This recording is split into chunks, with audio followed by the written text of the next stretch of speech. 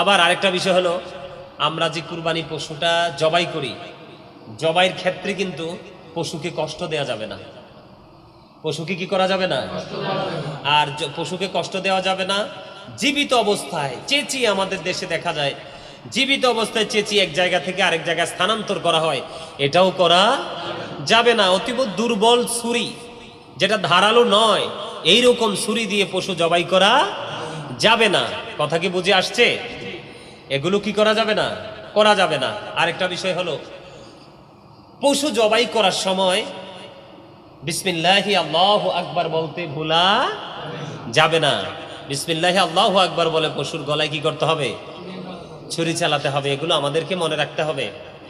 আর আমাদের দেশে যখন, আমাদের দেশে কি বলবো, লজ্জাও লাগে, আবার না বললেও তো হবে না, মানুষ জানবে কি করে না বললে। আমাদের দেশে কিন্তু মানুষ নামাজ পড়ে আসলে, নামাজ পড়ে এসে আমাদের দেশে মানুষ কি করে, ম্যাক্সিমাম ছেলেরাই দেখছি একদম হাফ প্যান্ট পরে গোস্তের মানে পশু জবাই করে গোস্ত কাটাকুটি বন্টন করতে যায়। ম্যাক্সিমাম ছেলেরাই কিন্তু হাফ প্যান্ট পরে আসে। কি করে আসে? কি করে আসে? এখন আমরা তো এমন মুসলমান, গতকালকে একজনকে দৌড়ছিলাম, আমার খুব কাছাকাছি ছিল, তার চুল কাটার স্টাইল, তার দাড়ি রাখার স্টাইল দেখে তো ওরজন বলছি, ওর তার মানে ইয়া নাই, জবান নাই। আমি ওরে বলছি, আমার রাসূল বলেছে হাদিস শরীফের মধ্যে, সব জাতির জন্য মডেল হওয়ার কথা ছিল আমাদের, সব জাতের জন্য। কথা বলে না? আমাদের দেশে কত বিধর্মী আছে না? সবার জন্য মডেল হওয়ার কথা ছিল কার? মুসলমানদের, ইমানদারদের। আর আজকে আমাদের মডেল হচ্ছে বেঈমানেরা। এখনকার যুগের ছেলেরা, যারা ইয়াং ছেলেরা, ম্যাক্সিমাম ছেলে কি হিন্দু না মুসলমান বোঝা যায়? বোঝা যায়। তাদের দাড়ি রাখার স্টাইল দেখলে, দাড়ি কাটার স্টাইল দেখে, এখন এগুলোকে রঙিন করার স্টাইল দেখলে আসলেই কি না আসলেই কি মুসলমান কিনা, এটাকে সালাম দিব কিনা। এখন সালাম দিয়ে যদি দেখি এটা অন্য জাত, তো কেমন হইলো? ওদেরকে তো সালাম দেওয়া যাবে না। কথা কি বুঝে আসছিনি আমার? তো আমি বলতে চাই, আমরা যারা মুসলমান ইমানদার, আমাদের নাভি থেকে টাকনুর উপর পর্যন্ত ডাইকা রাখতে হবে, এটা ফরজ। পুরুষের জন্য কি? কথা বলে না। পুরুষের জন্য কি? নাভি থেকে টাকনুর উপর পর্যন্ত ঢেকে রাখা ফরজ। এখন কুরবানি দেওয়া ওয়াজিব। কুরবানি দেওয়া কি ওয়াজিব। এখন গোস্ত বন্টন করা রাসূলের দেখানো পথ অনুযায়ী এটা একটা সুন্নাহ। এখন এর মাঝখান দিয়ে কিন্তু আমরা ফরজকে জবাই করে ফেলছি গরুর সাথে সাথে। কাকে? গুরুত্বপূর্ণ এক ফরজ আমল, যেটা নাভি থেকে টাকনুর উপর পর্যন্ত কি করে রাখতে হবে? ঢেকে রাখতে হবে, মাস্ট বি। এটা আমাদের জন্য ফরজ। ওয়াজিব এবং সুন্নাহর মাঝে রেখে আমরা ফরজকে কি করে দিলাম? একেবারে জবাই করে দিলাম। এটা কখনোই উচিত নয়। এটা ইসলাম বিরোধী, বড় অন্যায়, বড় অপরাধ। আল্লাহ যেন আমাদেরকে সবাইকে কুরবানি করব আল্লাহর সন্তুষ্টির জন্য, নাভি থেকে টাকনুর উপর পর্যন্ত ঢেকে রাখবো, এটাও আল্লাহর সন্তুষ্টির জন্য। গোস্তটাকে যথাযথভাবে বন্টন করব, সেটাও আল্লাহর সন্তুষ্টির জন্য। এগুলো আমাদেরকে কি করতে হবে? মাথায় রেখে কাজ। যেমন আমরা যখন ছোট, বা এখনের সব তো হচ্ছে আলাদা। আমরা যখন ছোট ছিলাম, আমি কি বলবো, রাস্তাঘাটে বা কোনো কাজের ক্ষেত্রে আমার মনে হয় না যে কোনোদিন যে মানে হাঁটুর উপরে কাপড় উঠছে। তার কারণ ওই যে ট্রেনিং পাইছি, এই জন্য আমাদের দ্বারা অভিভাবক দায়িত্বশীল রয়েছি, আমরা তাদেরকে শিক্ষা দিতে হবে, যে শিক্ষাটা সঠিক শিক্ষা।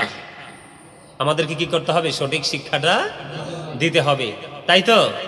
কথা বলে না? এখন গোস্ত যে আমরা ভাগ করব, কুরবানির পশুর গোস্তটা যে আমরা বন্টন করব। ও আরেকটা কথা হুজুর মনে করাই দিয়েছে হাফেজ সাহেব, যে কুরবানি করার পরে পশুটাকে তাড়াতাড়ি মারার জন্য, দমটা তাড়াতাড়ি বের করার জন্য অনেকেই কিন্তু পশুটার গায়ে কিন্তু জোরে জোরে কি করে? আঘাত করে, বিভিন্ন ভাবে কিন্তু ছুরির ইয়ে দিয়ে মানে বড় বড় করে আঘাত করে, এবং পায়ের দিক দিয়ে কিন্তু জীবিত অবস্থায় রগগুলো কেটে ফেলে। এই যে জীবন্ত একটা প্রাণী, এটার কারণে আমার জীবনের গুনাহ মাফ হয়ে যাচ্ছে। এটার গায়ে যে কি পরিমাণ পশম আছে সেটা আমরা জানি না। এই পশমের সম পরিমাণ আমাদের আমল নামায় নেক ঢুকছে। আল্লাহ রাব্বুল আলামিন খুশি হয়ে যাচ্ছে। এবং কাল হাসরের ময়দানে আমাদের এই যে কুরবানি তাকওয়া নিয়ে করে থাকলে এই কুরবানির পশুর শিং খুর এগুলো কিন্তু আল্লাহর দরবারে উঠবে। সুবহানাল্লাহ। আরো জোরে। এভাবে আঘাত করা কিন্তু জায়েজ নাই, আমরা পশুকে সেইভাবে আঘাত করব না। আর যখন পশুটা যখন জবাই হয়, পশুটা জবাই করার পরে গোশত যখন বন্টন করে একা একা তো আর সম্ভব না, শ্রমিক লাগে, মানুষ লাগে। কি লাগে? মানুষ লাগে। আমরা কুরবানিটা যখন করব তখন গোশত বন্টন করব। গোশত বন্টন করার পরে যারা গরুটাকে রেডি করতে যারা নিয়োজিত কর্মচারী হিসাবে কাজ করবে তাদেরকে কিন্তু গোশত দিয়ে চামড়া দিয়ে কিন্তু তাদের পারিশ্রমিক পরিশোধ করা যাবে না। আপনি গোশত দিলে সেটা আলাদা বিষয়, সৌন্দর্যের বিষয়, আপনি গোশত দিয়ে দিবেন, কিন্তু তাকে কিন্তু সেই পরিশ্রমের বিনিময়ে আপনি আলাদা পারিশ্রমিক দিতে হবে। এটা হলো কুরবানির সৌন্দর্য, এটা হলো কুরবানির ক্ষেত্রে তাকওয়া যে পদ্ধতি ইসলাম দিয়েছে আমাদেরকে, সেই পদ্ধতিটাকে আমরা অনুকরণ করব। আরেকটা বিষয় হলো চামড়াটা, পশুর চামড়াটা, পশুর চামড়া যখন আমরা বিক্রি করব, কি করব? বিক্রি করব। এই টাকা কিন্তু কুরবানি দাতা খেতে পারবে না, এটা হক গরিবদের, মিসকিনদের। এখানে আরেকটা বিষয় আছে, যদি নিজেরা চায়, কে চায়? যদি নিজেরা কুরবানি দাতারা চায় এই গরু পশুর চামড়াটা বিভিন্ন প্রক্রিয়ার মাধ্যমে সে ব্যবহার করবে, সেই ক্ষেত্রে আবার নিজে ইউজ করতে পারবে, ব্যবহার করতে পারবে, কোনো সমস্যা নেই। কিন্তু যদি বিক্রি করা হয় তাহলে এই টাকা গরিবদের মাঝে বিলিয়ে দিতে হবে, তাহলেই কুরবানিটা পরিপূর্ণ হবে। এটা বছরে মাত্র একবার। আমাদের মধ্যে কম্পিটিশন চলে, আমাদের মধ্যে কি চলে? কম্পিটিশন চলে যে অমুকে 70,000 দিয়ে আনছে, আমি তার ডাবল 1,40,000 দিয়ে আনবো। কিন্তু কুরবানির ক্ষেত্রে কিন্তু এইরকম কোনো সিস্টেম নাই। আপনি ভালো লাগা থেকে, ভালোবাসা থেকে, আল্লাহর সন্তুষ্টির জন্য আপনি কি করেন? 1 লক্ষ 1.5 লক্ষ দিয়ে কুরবানি করেন, কিন্তু কম্পিটিশনে যাবেন না। কুরবানির যে মূল সৌন্দর্য তাকওয়ার জায়গাটাকে নষ্ট করবেন না।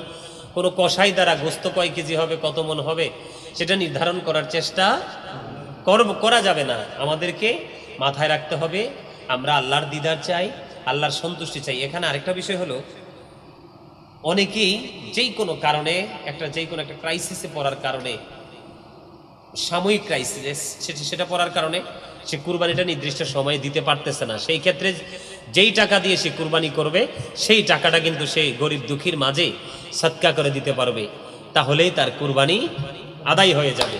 সুবহানাল্লাহ। আরো জোরে। এখানে আমি যেটা বারবারে বলতে চেয়েছি, এখানে একটা বড় বিষয়, সেটা হলো তাকওয়ার বিষয়। কিসের বিষয়?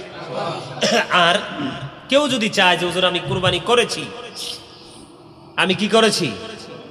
কুরবানি করেছি, আমি এক টুকরো গোশত খাবো না, আমি পুরো গোশতটাই গরিবদের মাঝে সদকা করে দিব, তাহলেও কুরবানি হবে, কুরবানি কোনো সমস্যা হবে না। এখানে মূল বিষয় হলো যে আল্লাহ রাব্বুল আলামিন চায় আমরা কুরবানি করি, আর এই কুরবানির দ্বারা কিন্তু আমরা আল্লাহর আরো এক ধাপ আল্লাহর নিকটবর্তী হয়ে যেতে পারবো। তা আল্লাহ রাব্বুল আলামিন যেন আমাদেরকে সব ধরনের আইন মেনে, বিধান মেনে, সুন্দর সুষ্ঠু একেবারে মস্তিষ্ক নিয়ে আমরা যেন সুন্দর ফুটফুটে পশু দিয়ে আমরা যেন কুরবানি করতে পারি। আল্লাহ যেন আমাদেরকে সেই কুরবানি করার তৌফিক দান করে। সকলে বলুন আমিন।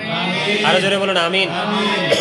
বিশেষ করে গরু জবাই করার সময়, পশু যেটাই আপনি দেন, পশু জবাই করার সময় কিন্তু যদি কোনো আলেম দিয়ে কুরবানি করান, তাহলে কিন্তু পশুর সামনে থাকতে হবে। কুরবানি দেওয়ার সময় কি করতে হবে? হ্যাঁ, কিস্তি তুললে কুরবানি দেওয়া যাবে না, পারিশ্রমিক দিয়ে দিলে হবে, কোনো সমস্যা নাই। তবে জবাই করার সময় ওই যে বললাম, জবাই করার সময় সচেতন থাকতে হবে, সঠিকভাবে করা যাবে। ঋণ করে, কিস্তি করে, হাওলাত করে আনা যাবে, কিন্তু কুরবানির আগে আগে টাকা পরিশোধ করে দিতে হবে। আর সুদ এখন তো গ্রামে গঞ্জে মূর্খ মানুষের সংখ্যা আসলে বেশি। কি গ্রামে গঞ্জে মূর্খ মানুষের সংখ্যা বেশি। এরা মনে করে যে মানুষজন দেয় না, আল্লাহ মনে হয় দেয় না। কি ঘটনা করছে, সুদের উপরে টিয়াই না, সুদ খায় আর কি কুরবানি দিচ্ছে। কুরবানি দেওয়া তো সওয়াবের কাজ, সুদ খাওয়া তো গুনার কাজ, কিন্তু গুনা সওয়াবে সবকিছু সমান হয়ে গেলে গোস্তা খাওয়ানো গোস্তা খাওয়াটাই তো লাভ। এখানে বিষয় হচ্ছে কোনো হালালের সাথে যদি হারাম যুক্ত হয়ে যায় তখন ওইটার হালাল থাকে না, ওই হালালটা সহ কি হয়ে যায়, হারাম হয়ে যায়। এখানে একটা কথা নাও, একটা হাদিস শরীফ, লা তুকবালু সালাতুন বিগাইরি তুহুর ওয়ালা সাদাকাতুন মিন গুলুল, পবিত্রতা ছাড়া ইবাদত কবুল হয় না, আর হালাল উপার্জন না হলে কিন্তু কোনো দান সাদকা কোনোটাই কবুল। কুরবানিটা তো এক ধরনের সদকা, সদকা না?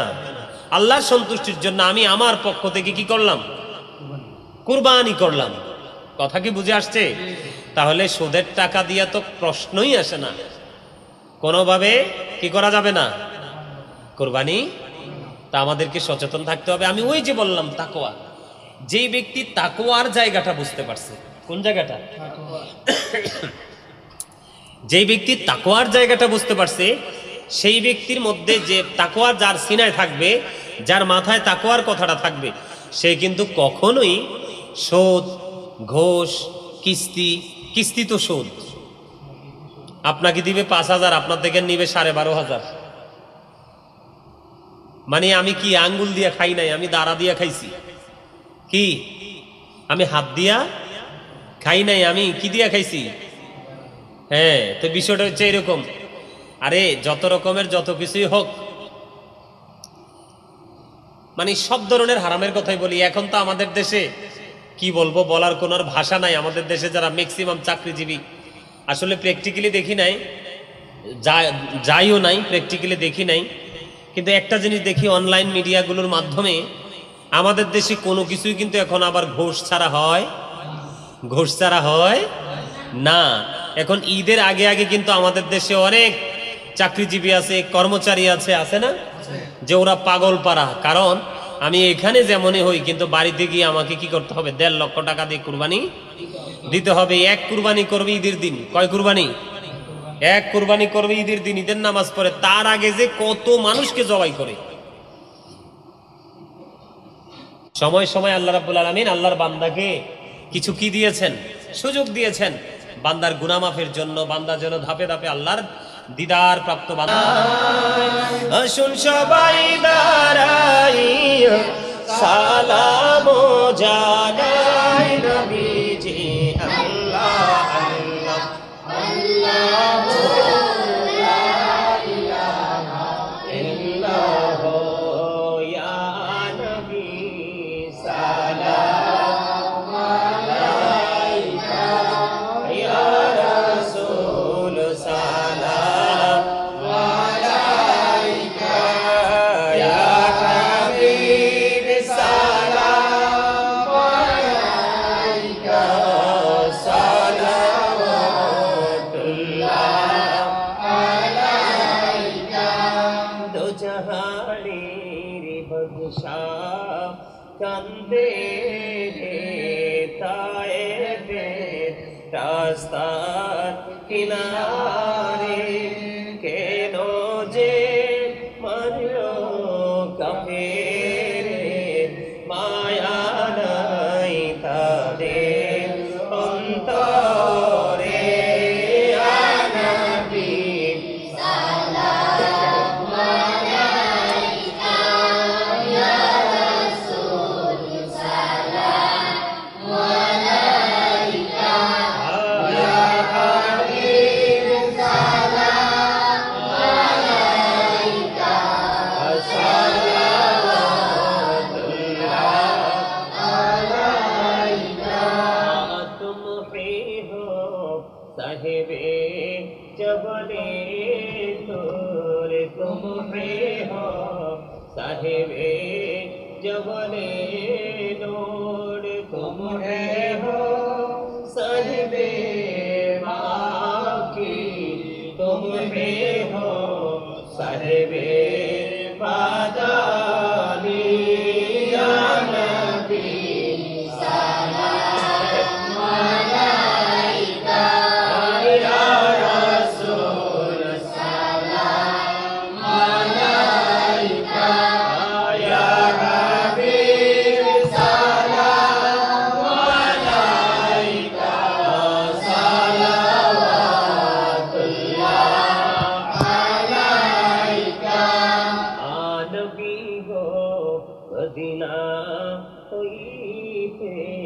সব কিছুই পারেন দেখিতে, মোদের লাশ কবরে রাখিলে, লইলেন গো আপন কোলে, ইয়া নবী সালাম আলাইকা, ইয়া রাসূল সালাম আলাইকা, ইয়া হাবিব সালাম আলাইকা, সালাওয়াতুল্লাহ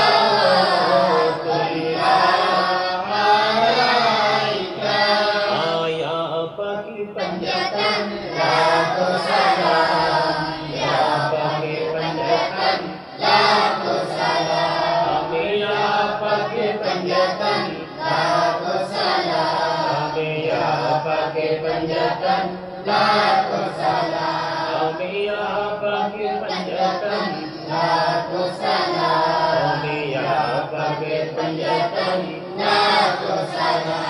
करबलार कुर्बानी शरण करो, प्राण भरे সকলে নামাজ পড়ো, करबलार कुर्बानी শরণ করো, প্রাণ ভরে সকলে নামাজ পড়ো, ইয়া হুসাইন শাহ হুসাইন লাখো সালাম, ইয়া হুসাইন শাহ হুসাইন লাখো সালাম, ইয়া হুসাইন শাহ হুসাইন লাখো সালাম, ইয়া হুসাইন শাহ হুসাইন লাখো সালাম। মুস্তাফা জানে রহমান বেলা ও সালাম, শুমরে নজরে হেদায়েত বেলা ও সালাম, লদি কলবে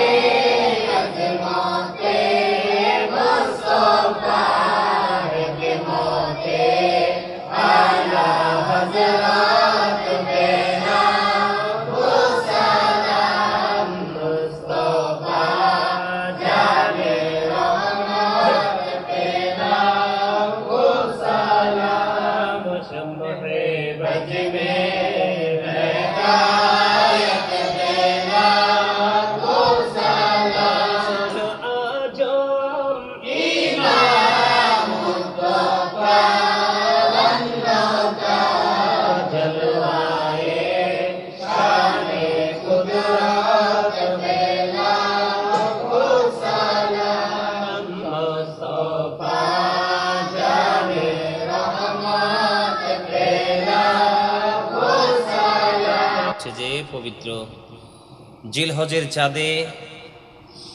আল্লাহ রাব্বুল আলামিন আমাদেরকে এই জান্নাতের বাগানে আসার তৌফিক দিয়েছেন, বসার তৌফিক দিয়েছেন। আল্লাহর হাবিবের শানে কয়েক মর্তবা দুরূদ ও সালাম, আল্লাহর জিকির করার তৌফিক আল্লাহ দিয়েছেন। সেই শুকরিয়া দান সকল একবার করুন আলহামদুলিল্লাহ। সম্মানিত উপস্থিতি, আল্লাহ রাব্বুল আলামিন আমাদেরকে সদা সর্বদাই যেন আল্লাহর গোলামিতে নিয়োজিত থাকার তৌফিক দান করে সকলে বলুন আমিন। দিন যত যাচ্ছে ততই যেন আমরা ইসলামের প্রতিকূলে চলে যাচ্ছি। মানে আমাদের এমন একটা পরিস্থিতি তৈরি হচ্ছে যে আমাদের মনে যা চাইবে তাই করব, আর সেটাই মানে রাইট। আমরা অন্য কিছু দেখার কোনো সুযোগ নেই আমাদের মধ্যে। আস্তে আস্তে আস্তে আস্তে করে সেই ফিলিংসটাই কাজ করতেছে, কিন্তু এটা আসলে আমাদের জন্য বড় একটা ধ্বংসের কারণ।